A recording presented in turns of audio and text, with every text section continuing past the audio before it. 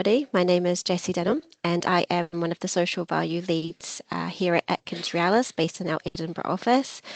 I'd like to welcome you all to this webinar this morning, Unlocking the Power of AI for Social Impact, which is brought to you by Social Enterprise Scotland and AtkinsRealis. A little bit of housekeeping. You are welcome to keep your cameras on or off. That's completely up to you. Please pop any questions in the chat as we go along, and we will try to answer them when we have a chance to.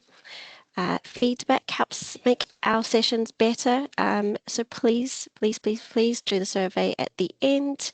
And the tool that we will be using today is Goblin AI. It's open source, it's free to use, and it should be available for everybody on this call. John has popped this link in the chat, so you can open that when we get to that section. I'm now going to pass to Jamie from Social Enterprise Scotland.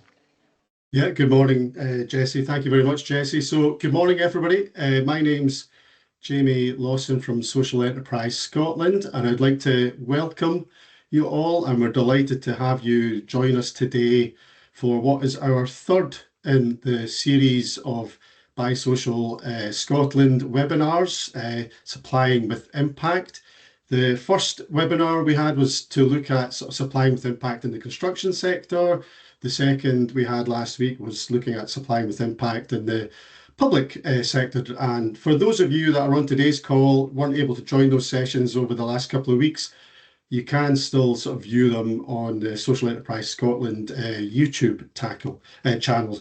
So today's session is all about AI, and it's all about the power of AI and unlocking that power for social impact. And before we get started, I'd like to extend a special thank you to our sponsor and host for today, AtkinsRealis, for making this event possible. Their support and commitment have played a key role in bringing us all together today.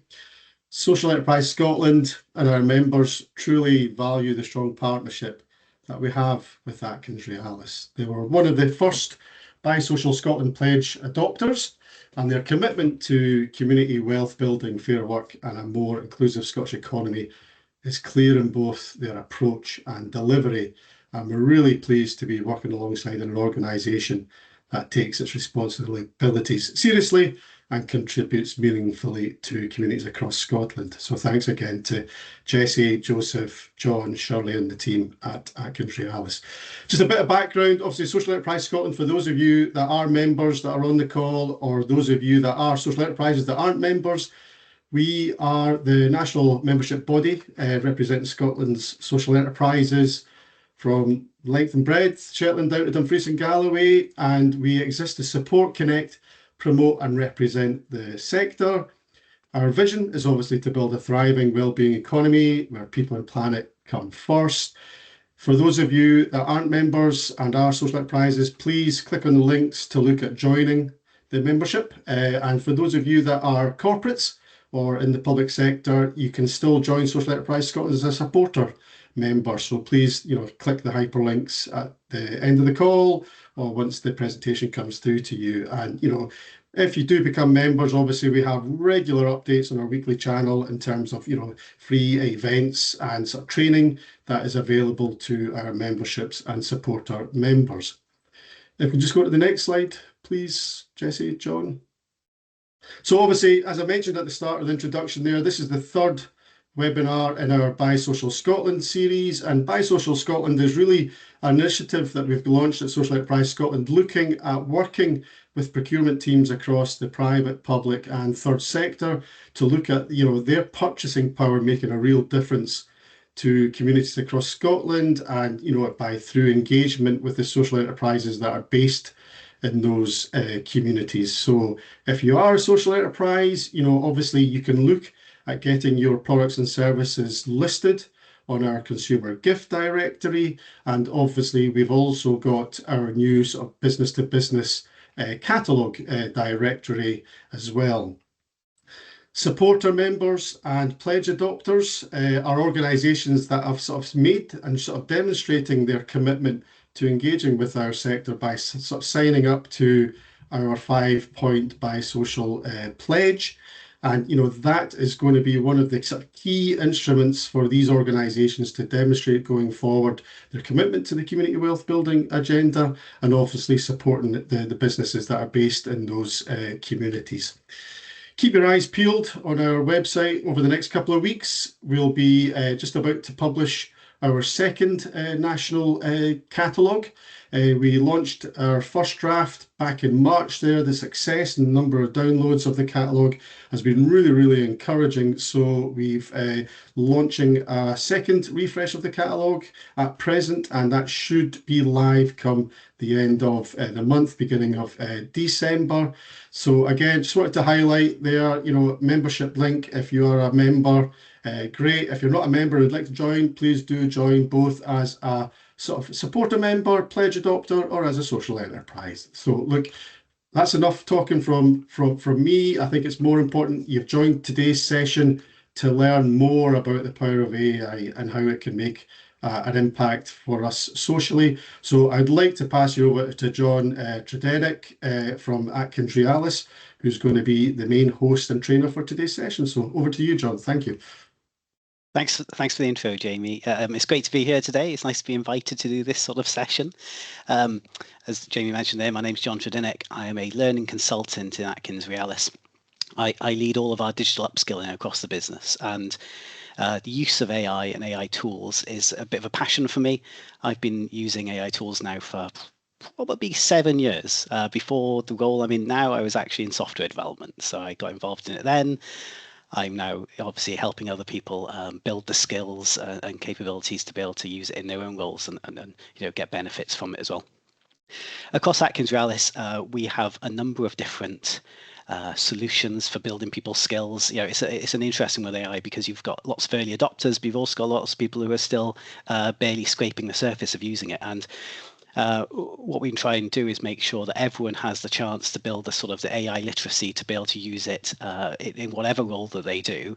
And so what you're seeing today is a sort of a modified version of a deck that we give internally. So we give a 1-hour webinar, which is kind of the foundation for how to use AI effectively. And a really strong part of that is how to understand how to use it safely and responsibly, but also how to write really effective prompts when you're using things like large language models. And we'll be including some of that. I've also customized this session though for social enterprise, and you'll notice Jessie at the start mentioned that Goblin tools. Now, a challenge we have with AI is obviously it requires you to have the tech, and I really like this sort of session to be hands-on and practical. I don't just want it to be me lecturing for an hour and a half. So what we've got is a few practical sessions throughout it, and I'll be asking you, hopefully as long as you can access it, to use that Goblin tools, and we'll be using that to show some of the tasks that AI can be used to do. It's a really good tool. There's lots of information on the website to learn about why it was set up and what it's used for, but super easy to use, really nice introduction. If you've got access to other types of AI tool, you might have, for instance, Copilot or Gemini or ChatGPT, that's really, really good, and you won't have to use them today, but everything I share will be able to help you use those even better than you might be doing so currently. So I say the agenda for this, I'm going to give a quick brief intro to AI. I just want to make sure everybody is on the same wavelength. When we say AI, what does that mean?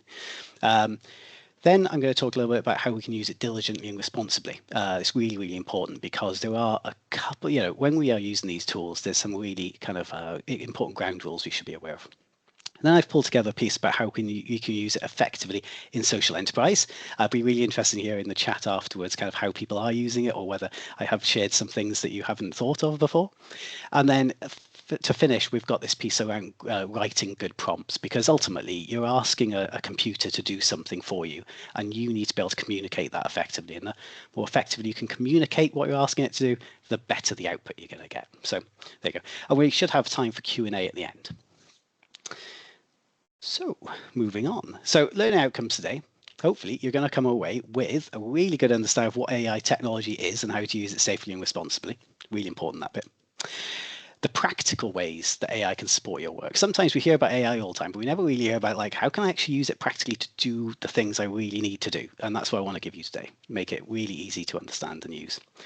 And also these, how to write effective prompts. And I keep saying this because really this is the bit, this is the skill. If you can get it right, this is unlocks so much power of AI. So those are the 3 things I hope you're going to come away with today. To get us started, a brief intro to artificial intelligence. Now, you can go onto YouTube, you can go into loads of different resources, and you will find lots of information of artificial intelligence. So all I want to do today is bring it together in a really concise way that sets the tone for kind of the technology we're going to be using. And that's quite important because ultimately artificial intelligence is such a wide technology area. Even saying AI doesn't really mean much anymore. You've got to be a bit more specific. So I just want to give you some of the language that we use to communicate what we're doing. Would you believe? So AI actually was established back in around the 1950s. So this was computer scientists coming up with ways for computers to do things in a similar way we might make decisions as human beings. So logic systems, and it was called rule-based AI. So you can see an example there. If a temperature is this, then do that. So very logic-based systems, and these became more and more complex. It took about 30 years.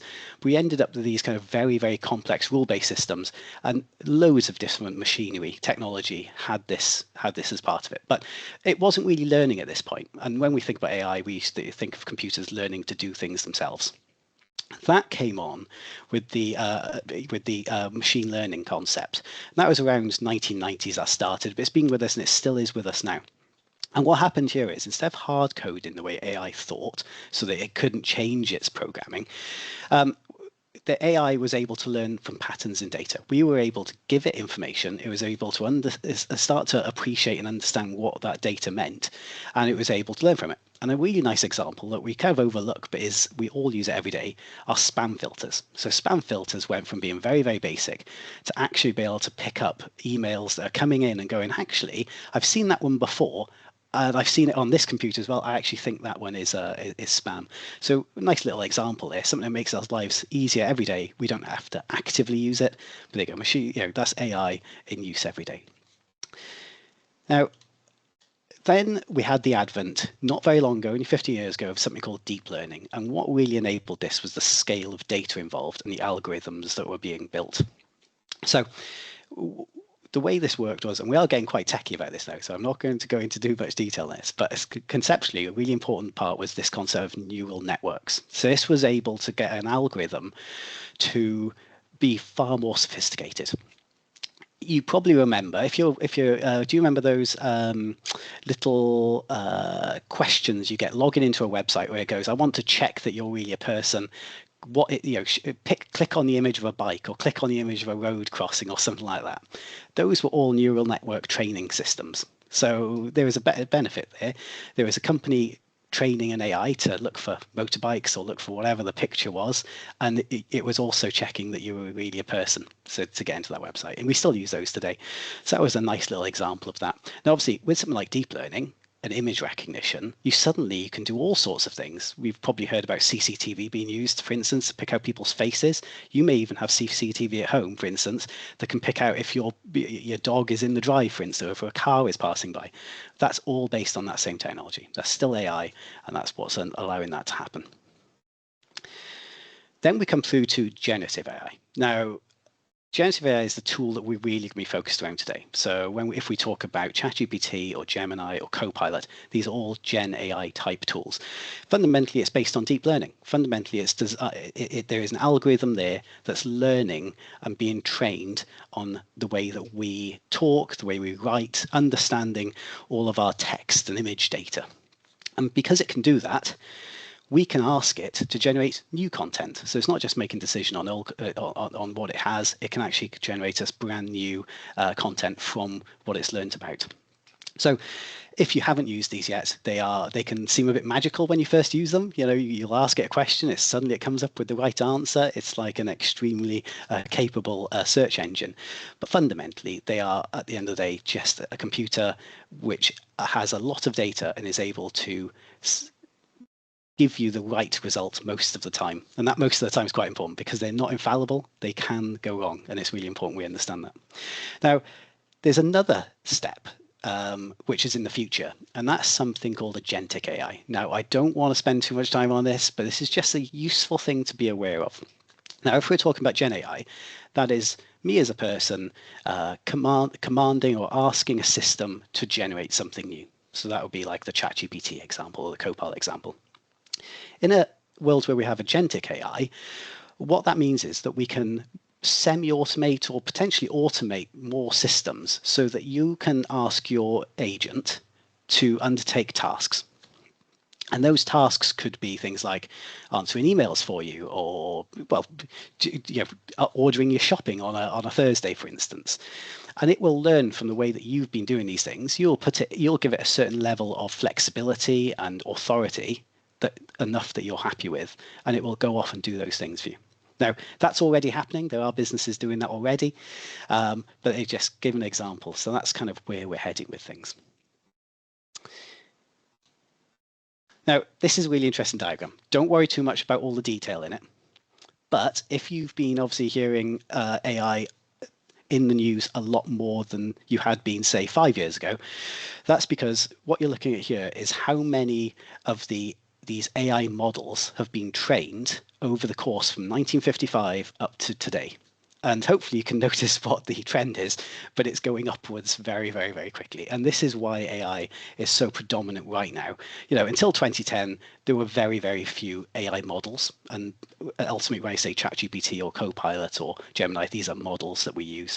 But you can see now there's thousands of them, and there's more every day. So that curve will keep going up, and AI will become more and more ubiquitous in the way that we live our lives, work, all those sorts of things. Obviously, what we want to do is make sure it's safe, responsible, easy to use, all those sorts of things. Now, when what we're really focusing on today is something called large language models. So a large language model is a model like ChatGPT or Gemini or Copilot and Claude. So fundamentally, what these are trained models that understand human text. They've been trained on web data. They've been trained on open source book libraries, huge amounts of stuff. They literally understand most of what's been written by the human race since we started writing. And because they understand all that, they're also very good at predicting what we want. So for instance, if I ask it to write me a short story, because it has all of that understanding, it can predict the type of story I want, and that's kind of how it's working. There's a really key technology as well that supports this, and that's called natural language processing. Natural language processing is the ability for a computer to understand what you're writing in, say, English, and convert that to computer code so it can actually do what it's doing. So when you're using a large language model like ChatGPT, it's using this natural language processing to understand your text, understand that your text you're putting in. And this little diagram on the right just kind of shows how all of these technologies align. You've got artificial intelligence, that's the big kind of technology area. Machine learning, I mentioned earlier, that's the next level down. Then deep learning, and then Gen AI is this bubble in the middle. And you can see there, you've got natural language processing and large language models in those kind of different technology sectors. So there you go, a couple of useful words that you can use in some of your, in a conversation sometime this week, and tell someone you know a bit more about AI. Now, a question for you. I said this is going to be interactive. So if I was going to ask you a question, are you using AI in your daily tasks? Now, don't give me a yes, no. Have a think about this. And in the chat, give me some examples. Now, I might be expecting some people are quite advanced. They might be using it all the time. Other people maybe not be. But I bet that you are probably using it in some way, even if you don't know you are. Have a think about that and pop something in the chat. If you want to do it consciously, that's fine. But even things that you think you might be using it for, you don't know. If anyone's been using Netflix or Amazon Prime this week or Disney, you've probably been using AI in some way. Let's see, we've got some writing examples. Great. Copilot. Refine reporting. That's nice. Yeah. Ooh, checking divergences between two documents. Right, we've got that's cool. Nice. Let's Google.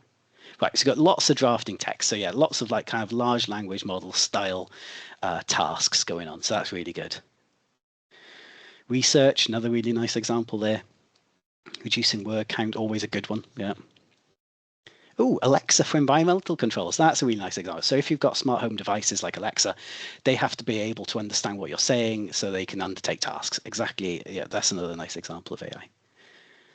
There you go. Social media showing me stuff. Yeah, social media is full of AI. So that's like an unconscious version of, or unless you consciously don't do it. But yeah, that's a nice example. Anyway, loads of really good examples there. So that just goes to kind of the span of stuff that you can do with this.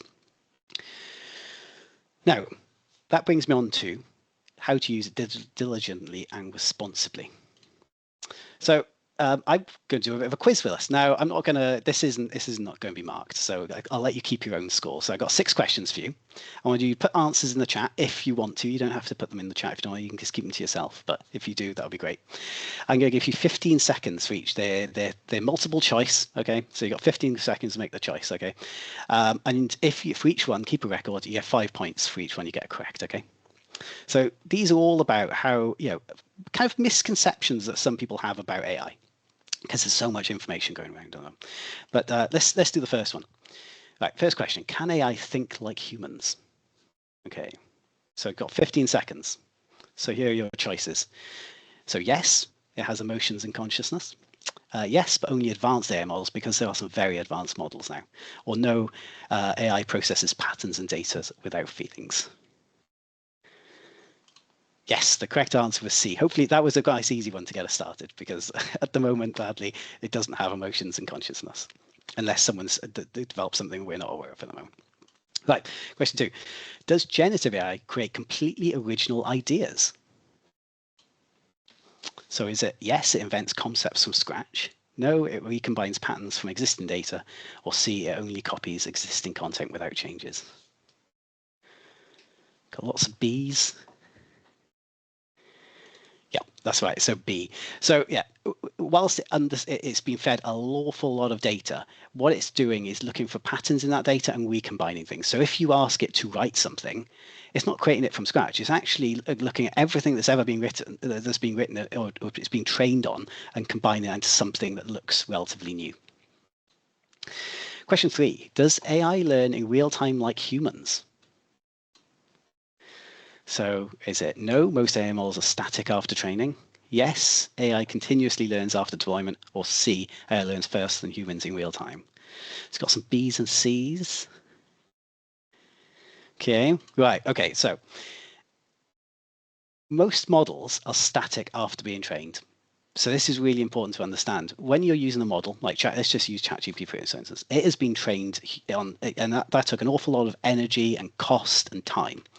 But once that's actually been trained, there's very little else that it's going to, it can learn. Actually, it can't really learn at all, unless it's been specifically told to be able to do that. So ultimately, most of the time, they are not learning. Quite interesting there, but there you go. And now this is a nice example where it might feel like it's learning, because you might say, oh, could you do this? And could you just, ultimately they're just slightly reconfiguring themselves. Question 4. Is AI always unbiased? Here you go. It's completely neutral, yes. No, AI can inherit biases from training data. Or C, AI becomes unbiased after deployment. Now we've got lots of B's, which is good. So correct answer is B. So it can inherit bias. Now, this is really, really important bias in an AI model. You might think it only applies to really serious situations, things like if we use an AI model in the judicial system or for CCTV to identify people's faces, but it can actually make it in other ways as well. So for instance, if I'm writing a bid document, or I'm doing a piece of writing, there can be inherent biases in the training data that might influence some of the outcomes in that data. So for instance, if I ask it to write a story and the AI decides that it's going to make my protagonist female or male, there could be a bias in that element. So it's worth applying some critical thinking in what you're doing, especially when you're generating new content. Question 5. Does AI know facts and truth? Okay, so A, no, AI predicts outputs based on patterns and not truth. Yes, AI knows and stores factual truth. And yes, if trained on verified data. So we've got lots of A, got a couple of C's. Okay, the answer is A. AI doesn't really know anything. We might have trained it on lots of stuff, but if you trained it on lots of untrue stuff, it would only know untrue stuff. And as you know, the web is full of untruths. There's a huge amount of human data that is, not true. It could be fictional, for instance. And AI doesn't really understand the difference between true or not. So it's really important that we apply that lens when we're using AI.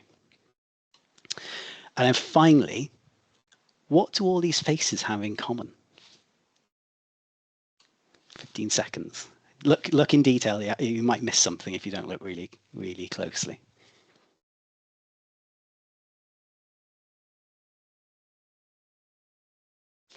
No answers yet. They're smiling. That's nice. Yeah, they're kind of smiling. Yeah. Okay, so all of these faces, they're not real faces. None of these people exist. And this is a really interesting thing. I use this question because AI is very, very good at creating stuff that we think looks real. You see things like AI video generators, for instance, starting to exist. It's very hard for us to pick out, especially as they become more advanced, content that's created by an AI tool. And if you look really detailed, you will notice the odd mistake in it, but those eventually go away. So it's really, really important that we are able to think critically and understand that stuff that we're seeing might not be real. I don't know, that's an ongoing challenge that we're going to have. So thanks for that. So scores wise, if you did 30 points, congratulations. You no longer need to be on this call. You know everything there is about AI. 25 points, great effort. 20 points, well done, and 15 or less, listen carefully over the next 3 slides. But that was good. So thanks for doing that with me.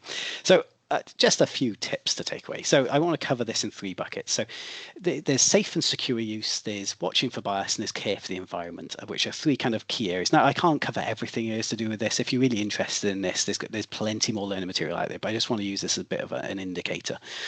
When it comes to using AI safely, first of all, AI does make mistakes, not just can make mistakes. It absolutely does make mistakes, and I do see it routinely.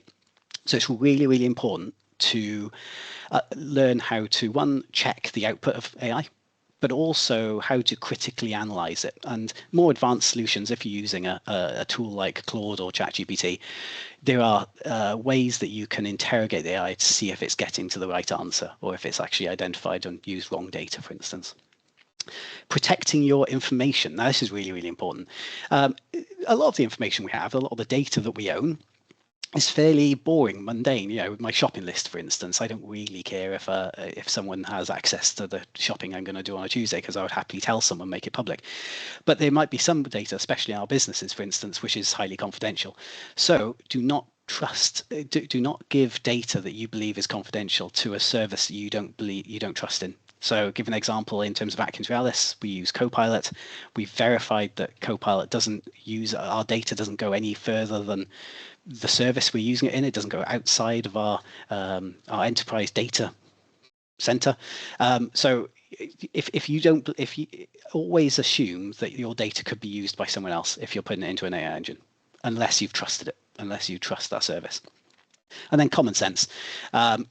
If you're making a decision or trying to make a decision with AI, bring people into it. Don't at this stage, don't try and automate things. For instance, if you said, I've got a question being asked here, I'm going to ask AI to give me an answer, that's fine. Don't just submit it.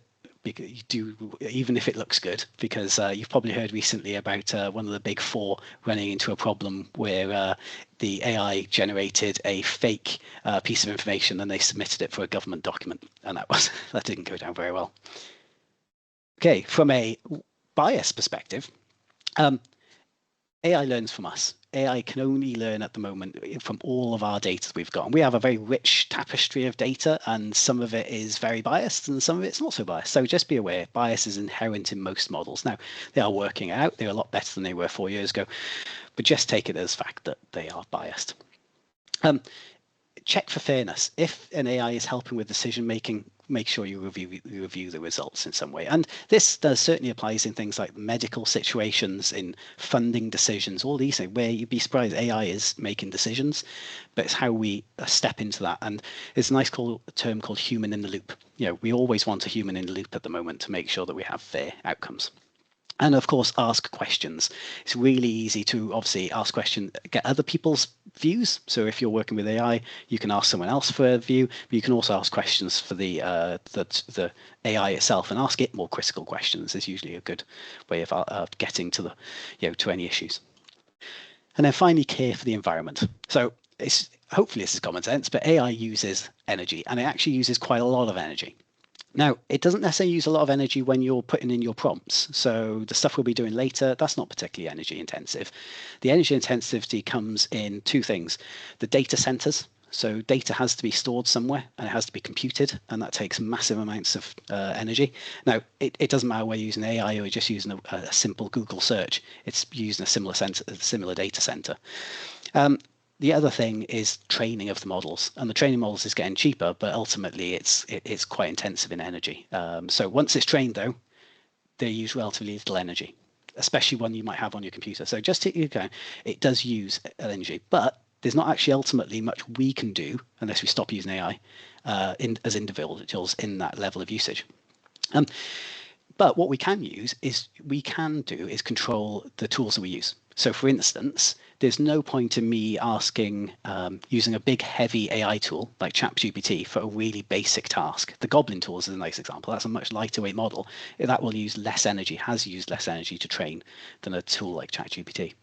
And the other thing we can do, and I don't think this is available just right yet, but when we start considering the people we're going to give money to, whether you, for instance, want to get any one of the many AI services, you want to purchase their services, let's start thinking about how we can support the ones that are showing green initiatives, because that's something which they will have to share and publicize, especially the bigger companies. So a few things that we can start thinking about for the environmental impact that AI is having. The final thing I want to share in this section is about the EU AI Act. And this is quite important, especially for bigger organizations. This was brought into force in 2024. And it's likely to be, this was the first AI Act put into action. And there are other examples of quite similar examples being put in around the world. The really key thing here is it ensures that people take responsibility for using and developing AI, especially when they have potentially quite big impacts. And it obviously depends what type of AI, and I guess they've given risk categories. There are low risk types of AI and there are higher risk. High risk might be medical stuff, decision making in judicial system, all that sort of stuff. There's even prohibitive things. So it can have an impact on it. I can't sum it up because it's such a big document. But one thing I did put up here was the fact that non-compliance with the EU AI Act can result in a fine. And these are the ones I've got on screen. These are the extremes. The likelihood of us on this call being involved in these things is relatively low. But I think it's worthwhile us being aware and knowledgeable to know that we aren't involved in these things. So just so you're aware, it's very easy to learn more about this. There's actually a lot of learning material available on the web in terms of how this works. So definitely be aware of the EU AI Act. Right, so that's how to use it safely and diligently. So the next bit is I want to talk about how we're going to use it in social enterprise. And this was a bit of a learning journey for me because I think I've done a few of these things in the past, but I just want to, I had a bit of a kind of a research around what are the things we could be using it for. And I'd love to hear more from you in the call in terms of, there's probably lots of other things, but I'm going to show about 6 things that we can do. And as part of this, we're also going to do a bit of a practical as well. So this is why I'm going to ask you to use the Goblin Tools tool. Now, I'm going to pop the link in the chat again, just so we've all got it. So open this up. Now, I really hope this works because the problem with AI technology is a lot of them require a login. This doesn't. It should work. And also, we're not putting anything confidential into this. So if you're in a work environment, I guess worst case, they could have blocked it. It's not blocked in AtkinsRealis, and we're very sensitive and secure about our IT systems. So if it works for us, I hope it works for most of you as well. If it doesn't work, please follow along and you'll still take a lot away from it. So let me just introduce this. This is really, really cool little tool. It's a collection of small, simple, single task tools designed to help neurodivergent people with tasks they find overwhelming or difficult. I use it all the time. It's really useful. There's lots of different little apps you can use. It's free to use. There's no login required. You can sponsor them if you want to. You can give them something to help keep the service going. A key thing, just don't put confidential data into this. You don't really know where it's going. So if you want to use it for kind of throwaway tasks, simple things, that's absolutely fine, but I wouldn't be doing anything else with it. We're going to do a little practical today. So what I'm going to do so you see there's a series of tools. There's a tool called Magic To Do. This is quite cool. It does feel like magic when you use it. And what we're going to do is break down a community event plan. And this is going to be useful because it shows how AI can turn what is potentially quite a big, overwhelming problem into very clear, actionable steps. And it's quite useful, this, especially if you're just kind of thinking in early days about how you might do something. So follow along with me on this. So what we're going to do, if you click on the Magic To Do, you should end up with a screen that looks like this. And now I want you to enter a prompt. So I'm going to give you, you'll see these little boxes that says add new item. Okay. So I'm going to pop that into the chat for you. I'm going to follow along on my screen here as well while I go. And what you're going to do is click the plus button. So you add new item, click the plus button, and you should end up with a task. And then the key thing you're going to do, the bit that makes this magic, is there is a little wand next to the task you've just created. I want you to click that wand. When you hover over it, it says breakdown item. I've highlighted it here on the graphic.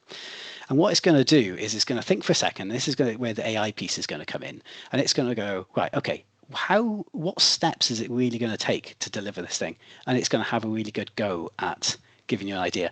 Now, it has quite a cool concept called spiciness level, and depending on how many chilies you give, it's going to give you a different level of detail. If you give it 1 chili, it's going to give you a few actions. If you give it 5 chilies, it's going to go to the nth degree and give you a huge amount of detail.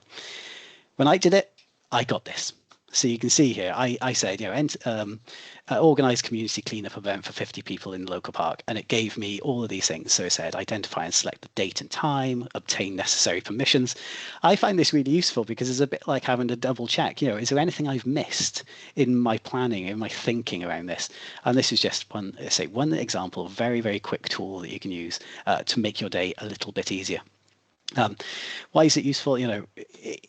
Sometimes some of these things can be quite, especially if you've never done them before. For instance, I've never organized a community cleanup event. So actually having a tool say, here's some suggested things for you to do is very, very useful to do. Now, you could use the same thing. You could do a similar thing in Copilot or ChatGPT or other tools as well. But this is just a nice example where not only is it coming out as a formatted list for you to actually tick off, but it's a much simpler tool to use as well. So yeah, very, very simple example. Hopefully that worked for you and that's introduced something a bit new. But that's just one thing you can do. So what else can we do with AI? So a few examples here. And this is specific to Gen AI. So writing text for emails, blogs, reports. A lot of you mentioned that earlier on. This is what they are designed for. If you are not using a large language model to support you in your writing activities now, I would highly suggest you do. It's very effective, even if you're a good writer. It's very effective at shortened documents and compressing, summarizing. We all have to take in huge amounts of information, and that level of information is only ever increasing. How many things do you receive every day where people say, oh, can you just have a quick look at that?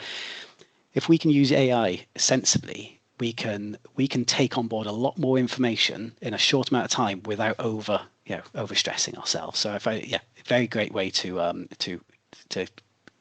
read documents.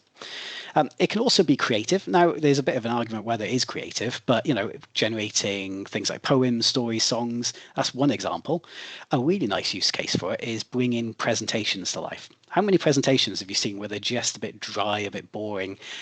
Maybe you've given one yourself. I've certainly given a lot of dry, boring presentations.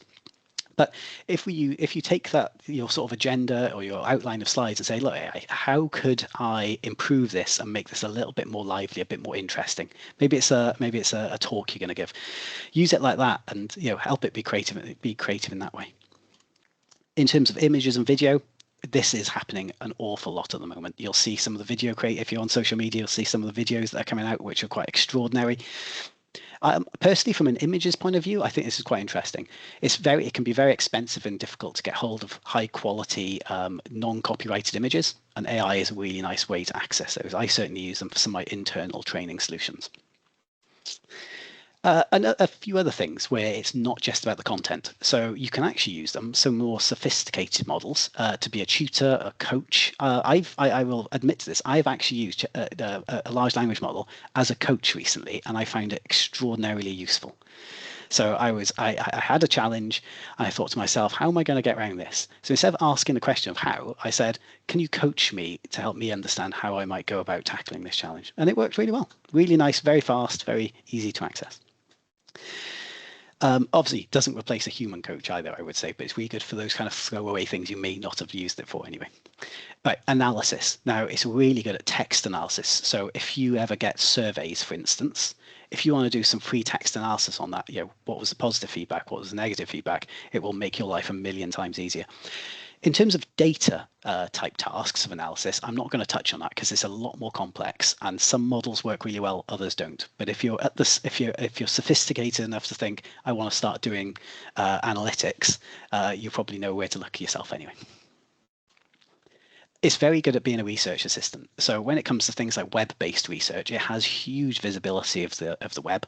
So nowadays, if I'm, for instance, I want to select a new product to buy, or I want to go on holiday, I will likely go to AI first to recommend me some suggestions rather than doing all the digging. And then finally, formulating ideas. We spend a lot of our times coming up with new ideas, innovating, all that sort of stuff.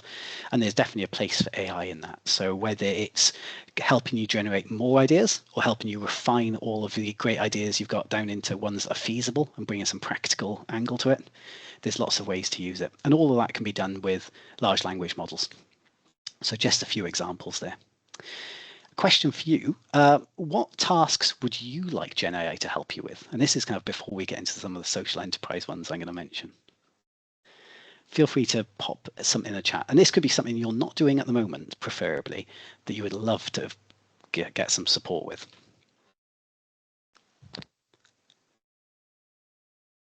Got reports? Yeah, no one likes doing reports. Data analysis, housework. That's interesting. It's interesting you mentioned housework, actually, because I will say there was an interesting quote not long ago that someone said, I don't want AI to do the creative, interesting stuff. I want to do the boring, mundane stuff, because why would we want to take all of the fun things away in us? So housework's really interesting, actually. You need one of those robot vacuum cleaners. There's definitely AI in that. But it says, look for those mundane tasks, the things that you get up, you have to do and really are not adding value to your day. If you can get rid of those, then that makes your life a little easier, and you can spend it on the value-adding tasks that you can contribute to and you enjoy and give you energy when you do them. Risk assessments. Now that's a really good one. I particularly dislike risk assessments. I understand the value in them and why we have to do them. But yes, using a tool like AI to do a risk assessment is good, but also is one of those examples. It's a really nice example where you need a human in the loop, because you wouldn't want the AI to make a mistake in a risk assessment. So nice example there, I think. Let me suggest some things that are social enterprise-y type tasks. So a few examples. So grant writing and funding applications. These are usually tight deadlines. They're usually overly complex in terms of the way that they're structured, requiring us to create far more content than we do. If you have a really good data set of past grants that you might have submitted, or marking schemes that work, or things like that, you could actually pick those up and use a tool like ChatGPT. There are others you could show it what you think a good one looks like and help and get it to generate a new one. By just providing this is what we've been asked to do. This is the marking scheme. This is what we've done in the past. Very, very effective. I would definitely be using it for that sort of thing. Impact reporting and storytelling. Now it's interesting. I've got storytelling here because that's one of the biggest challenges we have sometimes. How would we turn raw information, like the outcomes of a project for something, into something that's actually compelling and interesting, that really kind of demonstrates the value that we added? AI is really good for this. So what we're essentially talking about is once again, writing an impact report, but doing it in a way that brings it to life. And if you've got the data from a project, whether it be feedback, surveys, all that sort of stuff, very quick way to bring all that together. And usually a task we don't really have much time to do. By the time the project is finished, people want to go on to the next thing. So using AI at that point in time is quite good.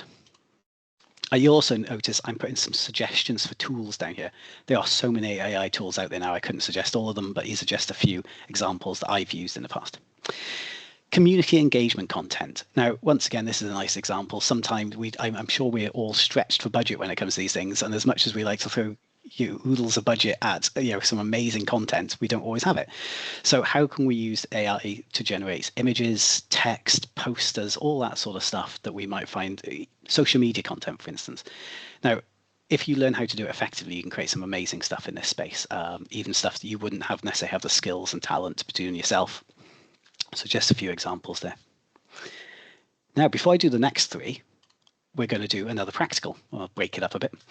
So what we're going to do is polishing a support request email. And this is, once again, it's Goblin Tools. So I want you to head back to that Goblin Tools front page. And what we're going to use is the formalizer tool. It looks like a little hand with a pen against it. And this is a case where, as a social enterprise, you need to send a professional email to a potential sponsor. So I'm sure you do this all the time. You're probably super effective at it. I'm coming at this from a perspective that I have no idea what I'm doing. And I've written a poorly written example, and I want someone to help me formalize it. So this is how it works. So you click on the formalizer tool. I'm going to give you quite a long bit of text to put in here. So I'm going to put that into the chat for you. This is a very simple tool. What it does is it turns what could be chaotic thoughts, so it could just be basic, it could be a poorly written, quickly written kind of summary, or it could be some bullet points, and it'll turn it into something far more professional. And you can choose the tone of that. So I've put into the chat a particularly, a fairly informally written statement. I want you to copy that and put it into the top box where it says enter your text here.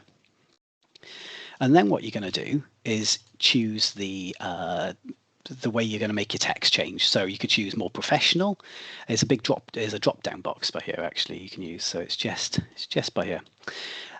More professional. It could be more accessible. It could be more technical. But choose whatever you want for you to do. And I'm going to choose more professional, and then choose once again your spiciness level. I always think this is particularly good. So the more spiciness, the more it's going to change it and add it. So I'm going to go 5 chili peppers for this one. And then click convert, and very quickly it's going to read and understand your text, and it's going to give you hopefully a better formatted one depending on what choice you've given. My example here, so I put in this, and you can see here it came out. I said more professional, and it came out with an example. It was more professional tone, it used more precise language, and it had a much clearer call to action. Just demonstrating how you can take your thoughts and use AI to convert it into something more meaningful. That personally would have taken me hours and hours, and I've been worrying about little details and things like that. So an example there. I particularly like the accessible one. Sometimes we're not very good at writing accessible information. Is it jargon free, all that sort of stuff. So again, another example where you can use quickly change the tone or the style of the text. So there you go. Once again, you can obviously do that the same sort of thing inside of a large language tool like Gemini, but this is just a nice lightweight version that you can use. Right, back to the use cases. So what else can you do? Language accessibility. This picks up on that last one. Whether it be translating into another language, because you might, for instance, have a community where that's really important, or translating into stuff that's understandable by a different audience. Could be a young audience, could be early careers, for instance, would be something in our situation. There's lots of different ways that you may have written materials and you want to share that in a different way. So I'll give an example of in my work, for instance. I might write something that's going out to all employees. I'll then use AI to generate me one that's going to go to our senior leaders, and I'll generate another one that's going to be shortened for social media. And I only have to write it once, and AI will do all those other versions for me, saving me a huge amount of time.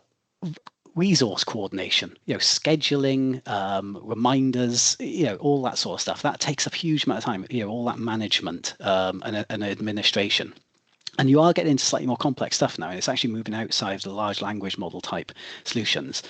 But there are definitely tools out there like Zapier, for instance, that allow you to automate some of the stuff that we do every day that might take up a huge amounts of time. And it's actually quite mundane. So I'd definitely be thinking about that sort of stuff. Then finally, training and education, and this is my bag. So this is I do this all the time.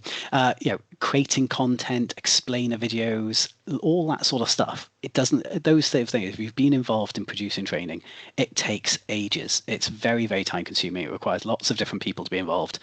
It's usually very expensive. And now, actually, with the right tools, you can create training much faster, whether it be slide decks or whether it be video, small training videos. Synthesia, for instance, quite pricey to get a license for, but once you've got it, it makes the production of videos pennies. So nice example there of something you can be doing with. Hopefully those 6 examples resonated with you. If you've got others, please share them in the chat. A useful resource to take away here. There's so much. One of the challenges we have with AI, especially if you're new to it, is there are so many different technologies out there. There's so many companies creating the next must-have kind of technology. Most of them will require you to pay for it because it's not surprising. It's a service. You're going to buy it. Some are free to use, and you might require an account. And there are some examples of completely free to use, and that Goblin Tools is a nice example of that. What I've created here is a very, very simple overview of some of the tools that are out there. It's not all of them by any means, but it just provides an example of the types of tasks that you might be doing, whether it's generating text or generating images or even planning, and some of the tools that you could potentially use to do that, whether it be the free to use type tools, free to use, but you have to create an account. I think Google Gemini is a good example of this. If you've got a Google account, you will likely have access to Google Gemini, that being the ChatGPT version for Google, and then paid subscription. So these are ones where you're actively paying on a monthly or annual basis to get some benefit out of them. If you're doing this already, that's great. Hopefully you're getting the value out of them. But just goes to show, there's a whole range of different things out there, and I definitely recommend be curious about some of these things. Have a look, have a try, give them a kind of a 7 or 14-day free trial, just see what they do. And the good thing is with AI tools, as long as you're not sharing confidential information with them, when it comes to testing them, you can be quite experimental with them. Just have a go, have a play, see what they do. They may not add any value, but they may do in the future. So definitely recommend, if you haven't seen some of these, have a look at them, and you might find some value out of that. Right, so there you go. So that's applying it in some of the tools inside of social enterprise. But the next step I want to go on to is all about writing prompts. And this bit is a bit more advanced now, because fundamentally, if you're using a large language model where you're typing something in, the key thing is the quality of what you type will affect the quality of the output. Now, there is a time and place where doing a simple prompt would be more than enough. For instance, show a simple research question. For instance, look for something on the web for me and give it back as a list. But when you're doing more complex stuff like report writing, for instance, you have to be very, very clear about what you want the AI to be doing, so that you get not only the right quality of output, but actually the output that you're expecting. And here I'm going to give you some tips on how to do that. And this is stuff that I teach every day inside AtkinsRealis, and improves the way that people use it in our business, and hopefully improve the way you use it as well. I say I've taken the practicals out of this because I can't assume any one of you has got a particular type of large language model. But say if you're going to use something like ChatGPT, Gemini, Claude, all of those will work, or Copilot, all of them work for what I'm going to talk about now. So the first thing we have to appreciate is some of the key terminology, because unless we understand that, it makes it more difficult to actually do the stuff the right way. So the first thing is prompting. So the prompt is this natural language text. So I said natural language earlier, natural language processing. This is what you're going to give the AI, and it's going to request the generative AI to perform a specific task. And that's the really important thing. When you're writing a prompt, this sentence or even a paragraph, you want it to be as specific as possible. It's a bit like writing smart objectives. You're going to give time, you're going to give outcomes. You want to get as much of that in there as possible, so that you're guaranteeing you're going to get the right outcome at the end. Now, there is a skill to doing this. It's called prompt engineering. It's actually a role in some businesses now. But essentially, prompt engineering is the skill of guiding a generative AI to generate a desired output. So one prompt often isn't enough. That's a really important thing to understand. When I'm working with a large language model, I could put a prompt in, but what's probably going is if it's a big piece of work, you're likely going to put multiple prompts, and each time you put in a prompt, it's going to guide the generative AI to your desired output. So way I like to tackle something is before I start using an AI, if I'm doing something like a report, I will probably design my strategy for prompting. So I'll be like, right, I'm going to start with this prompt, then I'm going to follow up with this one, and then this one. So you're thinking about the flow of information that's going to happen and how are you going to get to it. And that's prompt engineering. Now, what I will say, there's huge amounts of really, really good learning out there. There's actually a promptengineering.ai website, which is really good. It gives you more advice. You can go very sophisticated with this, or you can just follow the kind of the simple stuff I'm going to share with you today. Now, something that makes our life a lot easier in terms of prompt engineering are prompt frameworks. Prompt frameworks are basically a tool or a system that you can use that will allow you to communicate your prompt clearly, less ambiguity, but in a structured way. So it's done the heavy lifting for you. You follow the framework, you get the benefit, and you don't have to work it out yourself. These have been developed on the back of lots of computer science understanding of the way AIs compute our prompts. So if you follow these, you're more likely basically to get a good result. They're very simple to use, and I'll introduce a couple in the next slide. The other thing that's really important is the concept of prompt chaining. So if you think about it, for more than 20 years now, all of us have been using the web for 20 years, and all of us have been using the web heavily. We've been using things like Google or Yahoo or Bing, Ask Jeeves if you remember that one, and we've been doing a single request. We asked a question and it came back with information, and that is completely out of date now. That's the old way of doing it. Just put that in the bin. What we can do now is actually have a chain of linked prompts. So I said earlier about I design a prompt methodology, I design what I'm going to give it. This is the way to start thinking about things. You're having a conversation with the tool. You're not asking it one thing and getting the output. And that's basically prompt chaining. It's multiple prompts together. So I'm going to ask a prompt, I'm going to get a response, I'm going to ask another one. And if you do that, you're more likely to end up with a good result. The question is doing it in a way that is as short as possible, because you don't just want to be chaining lots and lots of prompts together forever. The final thing that's very, very useful is a prompt library. Not all prompts have to be written the first time every time. So there might be a prompt which is very, very simple. I'm going on a holiday to Bulgaria. List me some nice locations to go to. You'll probably write that one yourself. But if you're doing, for instance, report writing, you might have ones that are very, very specific. They could be a paragraph long. They could be pre-written. And you're going to save those and you're going to put them into a prompt library. Now that prompt library could be personal. It could be a Word document with your best prompt saved in it. Or it could be a cloud-based solution where you as a team are saving your prompts and you're using them as a group. I'll use Copilot as the example here because we use Copilot internally.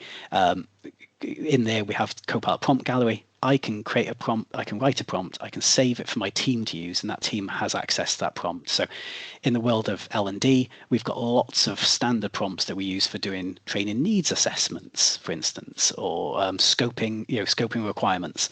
And we use those and we save time. So these are some really key things that make using AI or large language models effective. Now, in terms of prompt frameworks, these are super important because ultimately they allow us to do this. We are talking about natural language processing. The computer needs to understand us, and we need to understand the computer. And that technology is the thing that links it. But it's not infallible. So if we can provide a really clear structure to our text, now we're not talking about computer program, we're just basically talking about structuring a paragraph in a nice way, it's more likely the AI is going to understand what we're asking it to do. So that's all we're talking about when we talk about prompt frameworks. Now, here are 7 examples.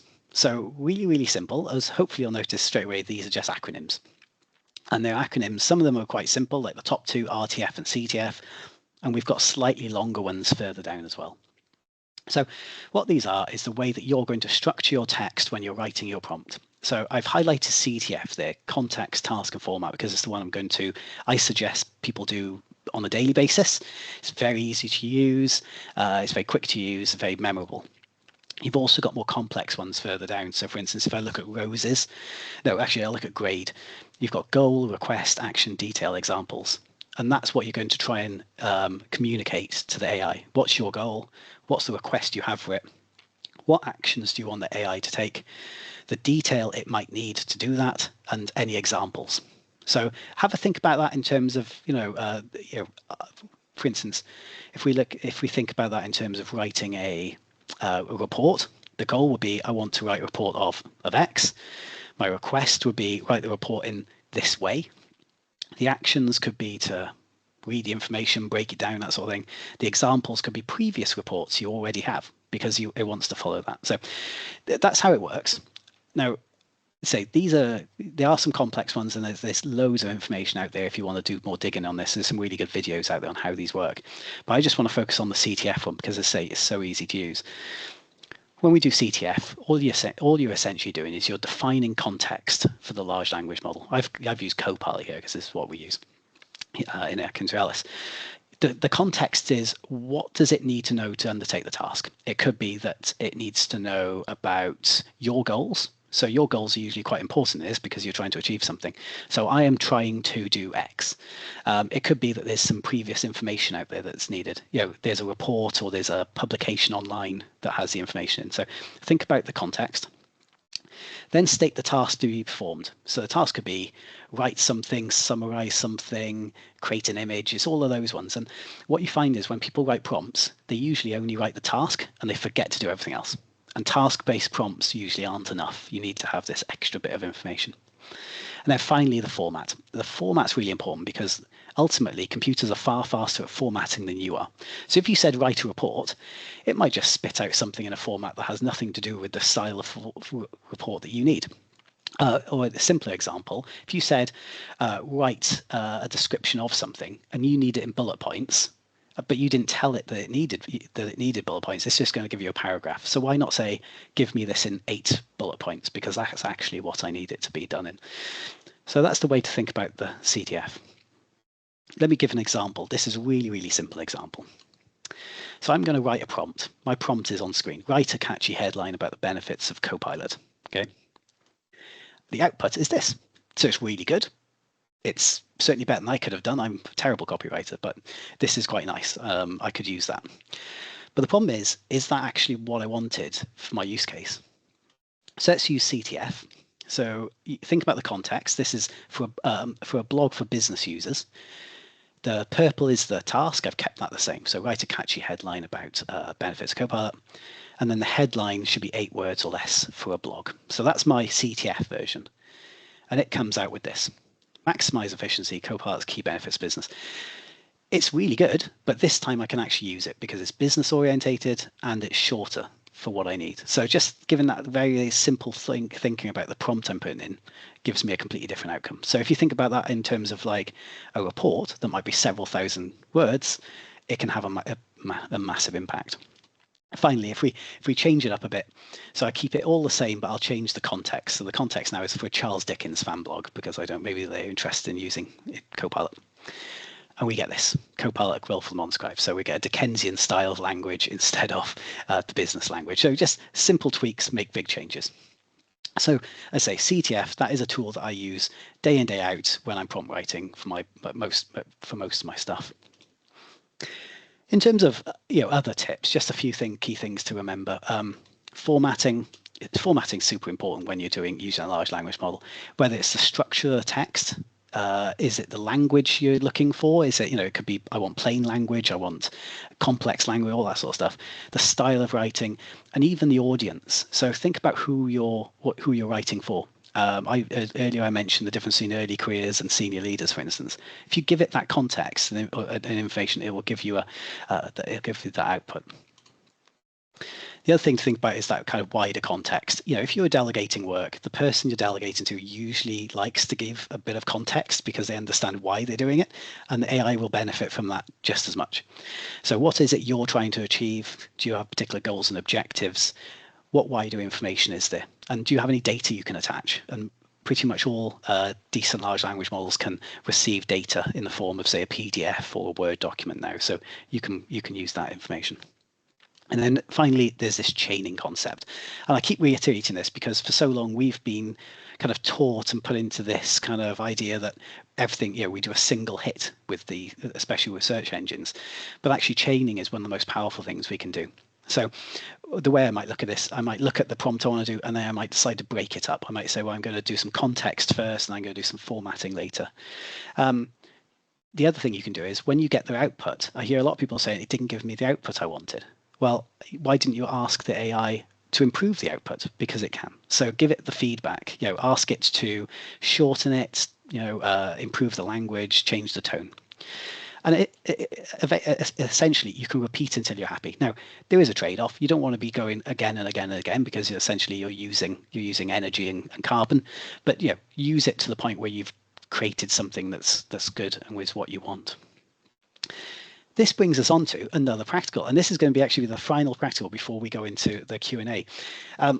We're going to go back into the Goblin tools again, and we're going to try the Professor tool, which is quite fun. So there's lots of different tools here. You should definitely have a play with all of them. But this Professor tool allows us to explain stuff. So it's really quite handy. So click on the Professor tool. It looks like a sort of... let's see, it looks like this. Professor, give me the crash course, it says. Explain anything. And I'm going to put into the chat once again, I'm going to put a little piece of text. So I'm going to ask the professor, and just copy this from the text, explain what impact measurement means for social enterprise. Because maybe we want to communicate that to an audience who have no idea. I learned a lot when I put this in. So pop that in, and what you're going to do then is, once again, you can change the spiciness level. The more chilies you go, the simpler it's going to make it. So if you want it to be super simple, you want 5 chilies. If you want it to be less simple, 1 chili. And then just click explain. And very quickly, what you're going to end up with is the output. And you can see here, it actually said it said impact measurement for social enterprise means checking if they are doing good things that help people or the community. There you go. That was the super simple explanation for impact analysis. And it even gives an example of how it does it. So this is just a really nice, simple example there of using an AI tool to change, to look at things a little bit differently. It might be that how often, for instance, do you hear something in conversation and you think, I don't think I know enough about that. Here's an example of a way that you can learn very, very quickly about something, and put it into the language that you understand. So another very simple but nice little example there. So I think we've got 20 minutes left, so hopefully that gives us a bit of time for some Q&A. I'll take us onto the Q&A slide. I don't know, Jessie, maybe there's been some questions in the chat I haven't managed to see yet, but yeah. We've managed to tackle most of the questions as we've gone along, but if you have any new questions or we haven't answered them, do you mind just popping them in the chat, everybody, and we can... Oh, I've got something, yes, from Kenneth here about spam emails. So I should accelerate this. Yeah, no, good question. So, Kenneth, so what you're saying is that with agentic AI around the corner, the likelihood of receiving spam emails and other scams could increase. I completely agree. If you can automate good things, you can automate bad things as well, which is absolutely true. Do we have any advice to social enterprise concerned about protecting its stuff? There's a number of things in this. First of all, I would say, be vigilant and trained. So first of all, make sure everyone is aware, and there's plenty of good guide, especially with all the stuff that's happening around cybersecurity at the moment.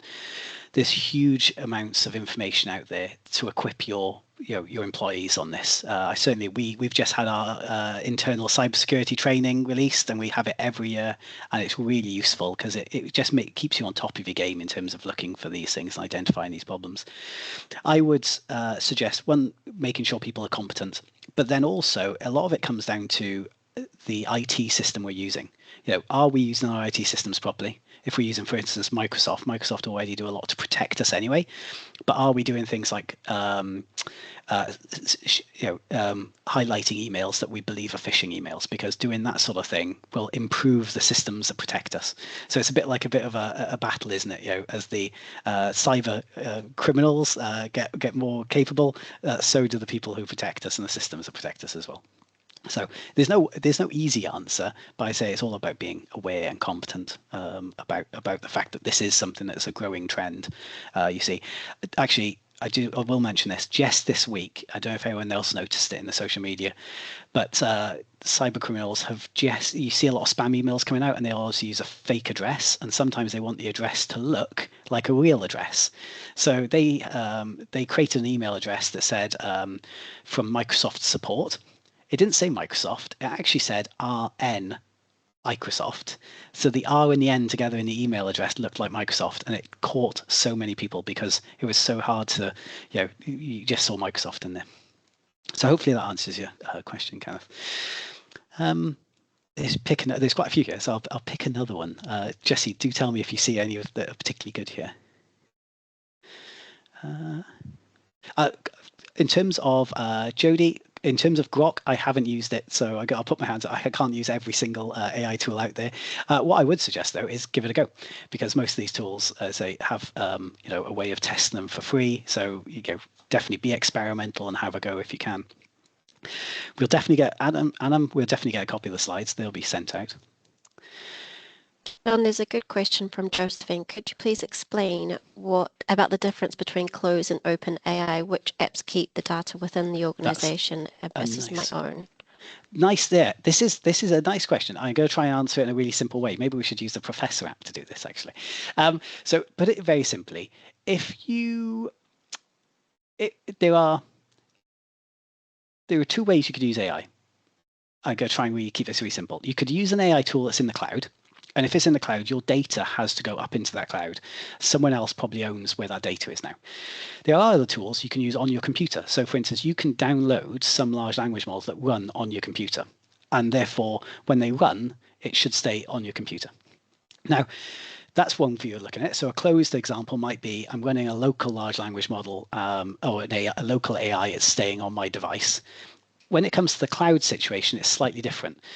You can be in a position, for instance, where you're in an agreement with that cloud provider that no data goes outside of your agreed area. So for instance, with Copilot and Microsoft, we have a tenant, our enterprise tenant. If I use Copilot, all data stays within our tenant. It means that no one else sees it. It doesn't go, Microsoft don't see it. It's basically encrypted.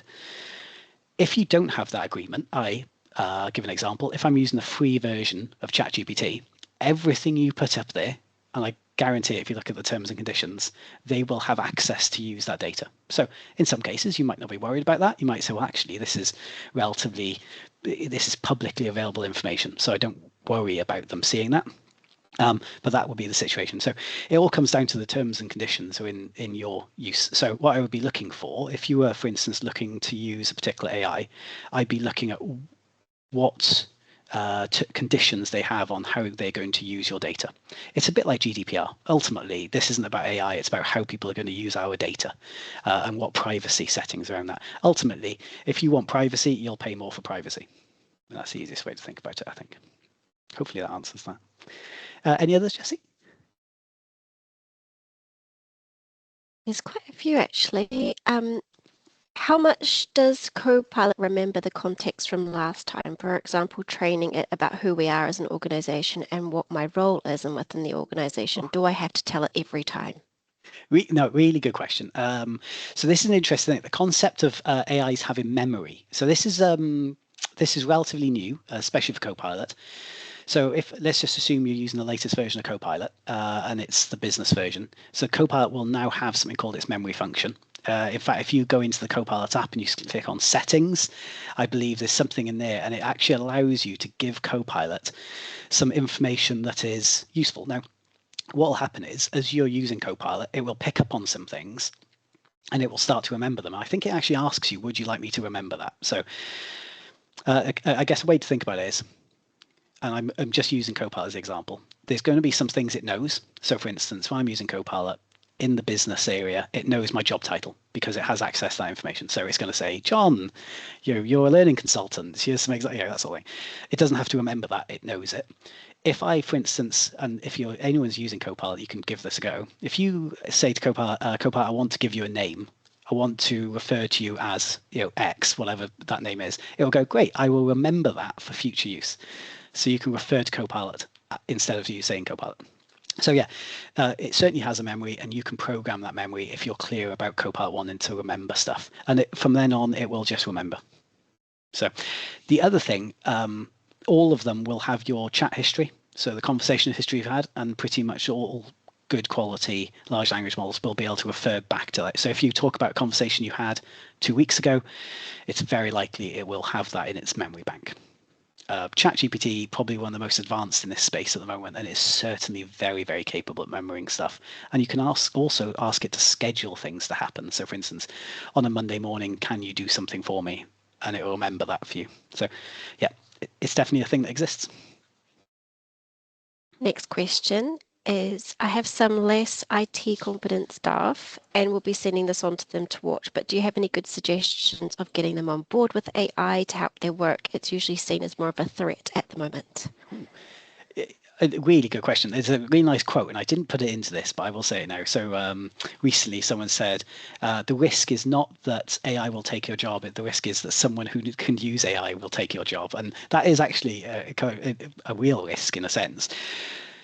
In terms of AI, and obviously I'll keep it specific to Gen AI, so the tool that we can actively use to produce content. I would say the best way to get people on board is to show them, get them to use it practically, get them to see how it works and see that it can be of benefit and that it's not a risk. Certainly, Copilot is not going to take any of our jobs anytime soon, but I would get them hands-on with it. I would try, and a bit like we do in AtkinsRealis, we do a 1 hour session where people have a go. We don't just talk to them about it, but we actually get them to have a go, produce some content with it, keep it very, very simple, do it in a safe space. People will get it wrong a few times or they won't trust it, for instance, but that's what I would be doing, just introducing it. And I'd probably be introducing it into the culture as well.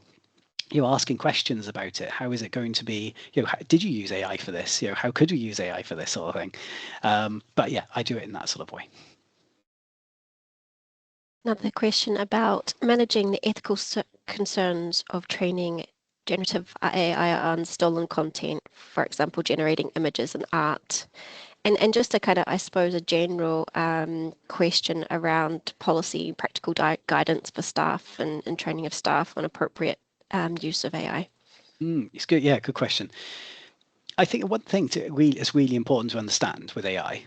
AI is just processing some data. So AI has been trained. It understands some concepts and things and some knowledge. And if you ask it to produce something for you, it's going to draw on that bank of information. So if it produces something, it shouldn't be copyright. It should be new. There are some questions about whether it's been trained on copyright material, but we can assume that it hasn't for the moment. But if it's producing something new, you should be able to use it without any problems. When it comes to, I guess, did you mention the copyright there, Jess? Yes. Stolen content, rather. Yeah. If you're using a reputable...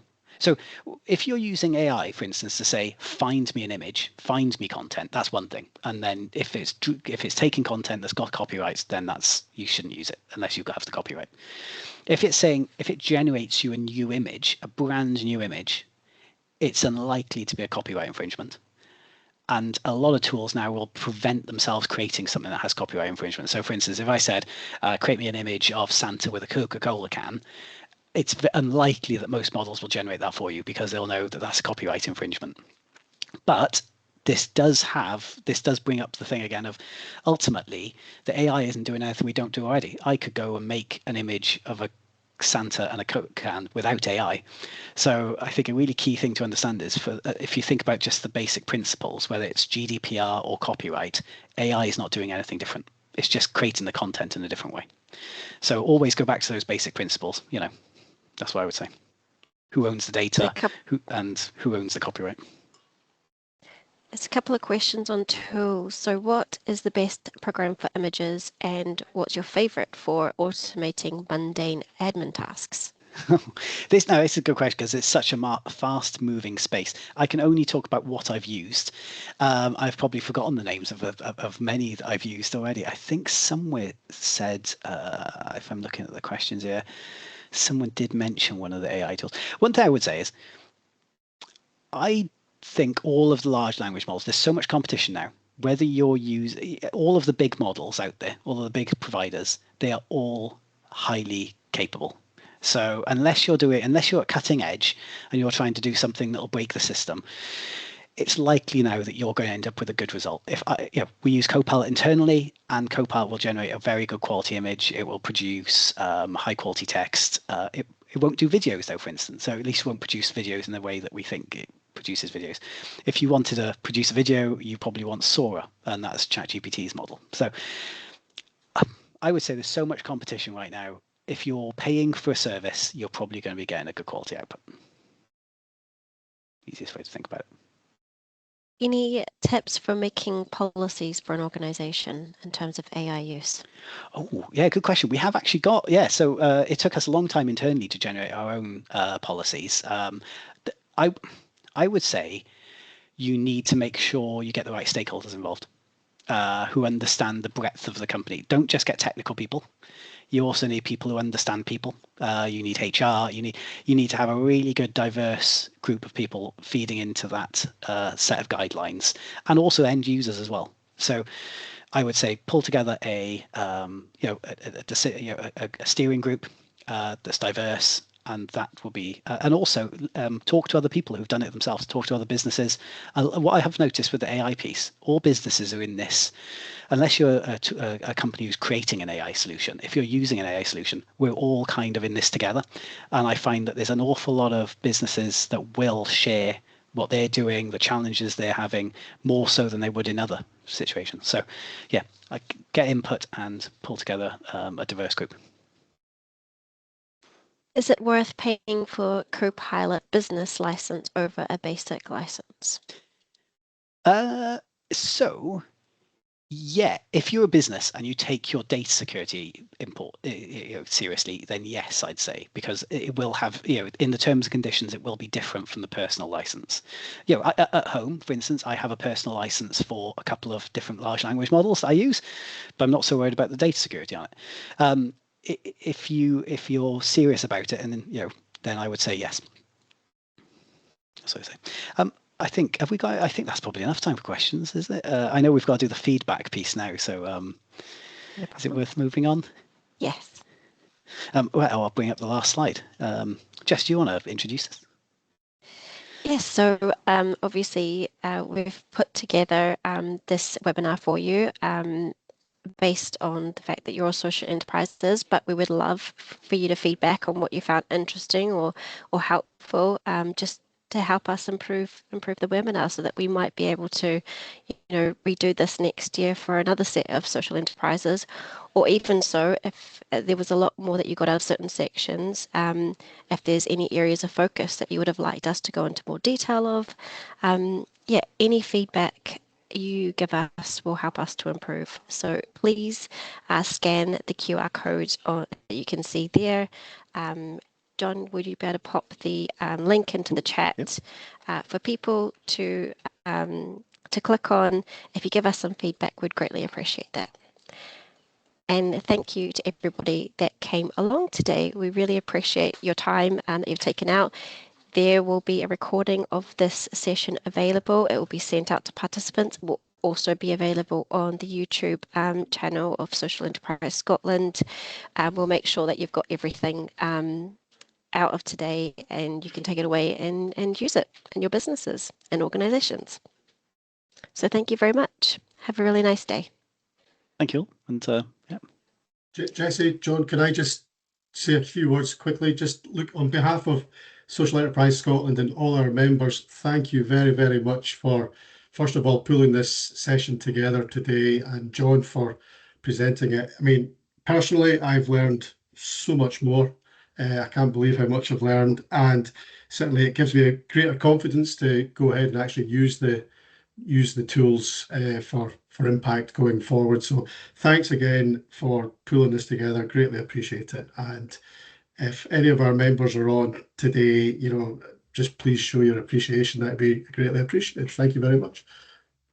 Great. No, thank you. Thank you for having us. It's great to be here. Thank you, everyone. Thank you.